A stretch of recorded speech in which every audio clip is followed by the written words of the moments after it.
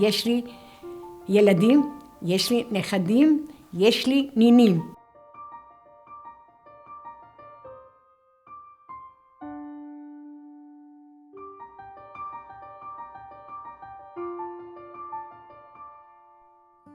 אני נולדתי בז'קינטו ב-13 דצמבר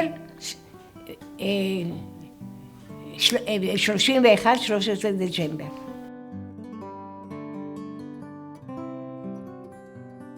הילדות שלי הייתה קצת קשה, כי אבא שלי נפטר בן 27, אני הייתי בגיל 3 ואחותי 1.5 שנה קטנה. אז נשים לא היו יולדות. אז זה היה סבא, אבא של אמא שלי, אז הוא לקח אותנו, והוא היה פחח, אז פחות או יותר הוא היה מפרנס אותנו. אבל היה לנו עוני. הקהילה היהודית, גם היא הייתה לא עשירה, רק מה, מאתונה היו שולחים לנו דברים. הייתי בגיל 11, כשהתחילה המלחמה, ואז, מתי שהתחילה המלחמה, בעיר ז'קינטו נכנסו האיטלקים. עם האיטלקים היה לנו טוב, לא היה פחד ליהודים. הם במחנה שהם הקימו, היה משחקים, היה כל מיני.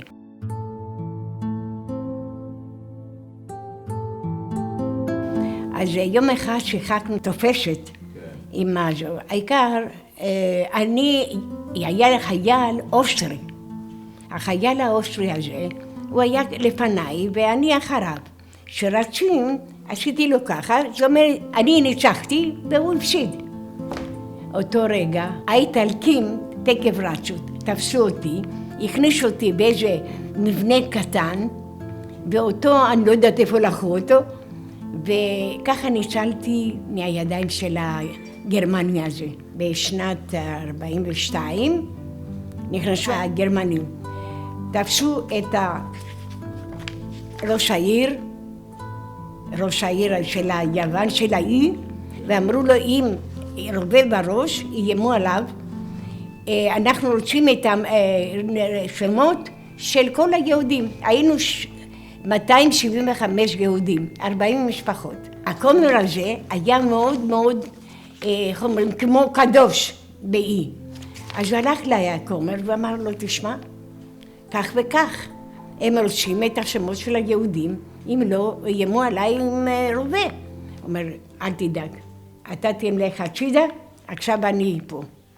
אז הוא הלך לקצין הזה, אמר לו, תשמע, היהודים האלו, הם על אחריותי שום דבר לא עושים.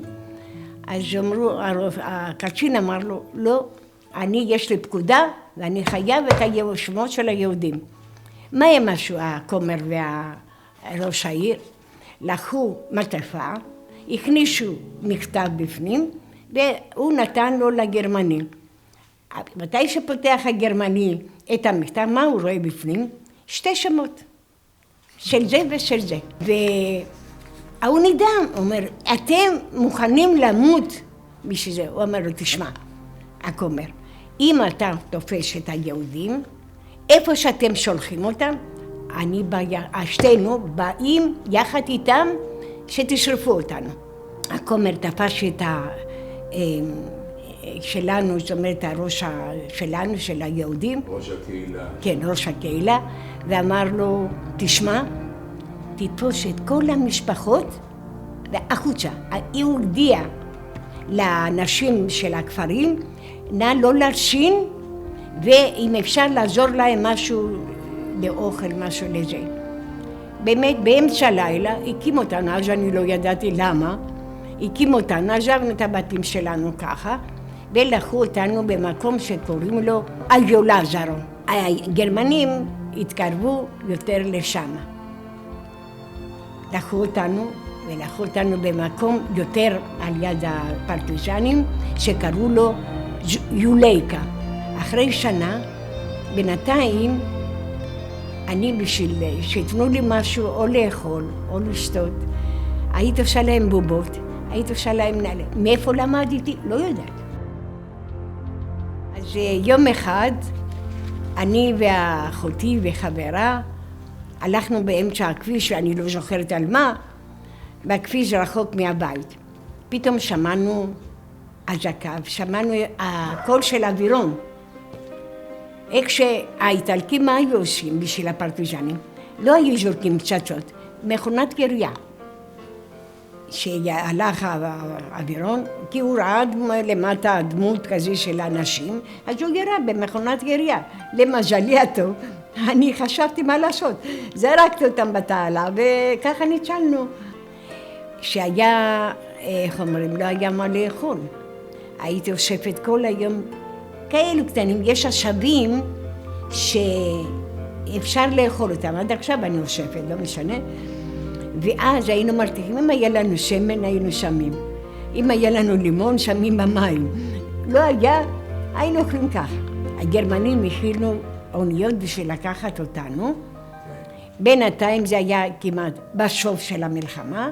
נלחמו, כאילו שאני רואה את ברגע בעיניים שלי, שם זה היה תעלה, היה מלא פרטיזנים, והגרמנים שבאו מצד הזה, כנראה אלוהים עזר לנו, הם התחילו יריות ומלחמה ביניהם.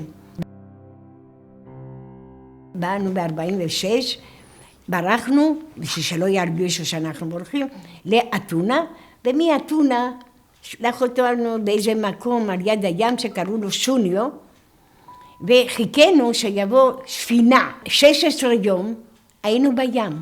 למה? הספינה ארית הסול התקלקלה. הלכנו באיזה אי שהיה רק משפחה אחת. אירנה קראו לו. ושמה הוא בא עם רובה לראות דם האש, וכשהסבירו לו, הוא לא עשה כלום. לא היה לנו מים, ואחרי שתיקנו, באנו לכיוון חיפה. היינו 50 ילדים. אז באמצע השפינה הזאת עשו צריף, ושם היינו יושבים הילדים. הגענו בנמל חיפה. שם באו האנגלים לתפוס אותנו. אנחנו לא הסכמנו. לקחו את המעיל של אמא שלי, תלו שחור, אנחנו לא רוצים שתתפסו אותנו. אחר כך הם תפסו אותנו האנגלים, שמו אותנו באונייה הגדולה שלהם, תקף דידידי על הראש, נתנו לנו מים לשתות שלא היה, ולקחו אותנו בקפריסין. בקפריסין אני, אמא ואחותי, נכנסנו הראשונים, מלא חולות וכמה אוהלים שהיו צריכים לתקן. לקחו אותנו, שמו אותנו באוהל, וככה סידרנו את האוהלים וזה, עשו מין, איך אומרים, קהילה קטנה בשביל התחלת המאה, והיה, איך אומרים, שמשקיפים מלמעלה.